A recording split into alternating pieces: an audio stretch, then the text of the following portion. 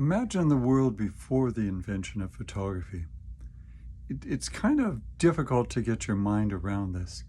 How did they share information then? Well, there were several ways that you could share information, but the main way of sharing information would be through storytelling. People would get together, they'd tell stories about where they've gone, their friends, things that had happened, and that would be the way that people shared memories, and it was through storytelling. And the other way was through the written word. So if you were an author, or if you kept journals, you could write your memories and share your stories that way. And if you were an artist, or you were good at sketching things, you could do drawings, you could do paintings, and you'd share information that way as well too. But the invention of photography, that was revolutionary, because all of a sudden you could have a camera.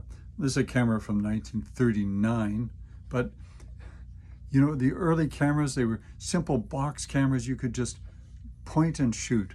Whatever you pointed your camera towards, you could freeze a moment in time. You didn't have to be an artist. You didn't have to know how to write. You had to know just what you wanted to take a photograph of. Point and shoot, freezing a moment in time. Think about how exciting that was. They didn't have anything like that up until, well, it was 200 years ago.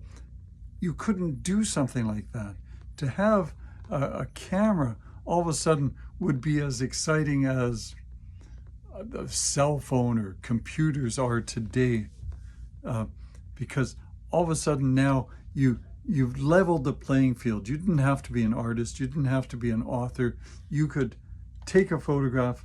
You'd have a print that you could share with your friends and family, and this really leveled the playing field, and it was exciting. We take it so much for granted today, but we should think back to what it was like before there were cameras, and how different the world would be today if we didn't have photography, if we didn't have cameras.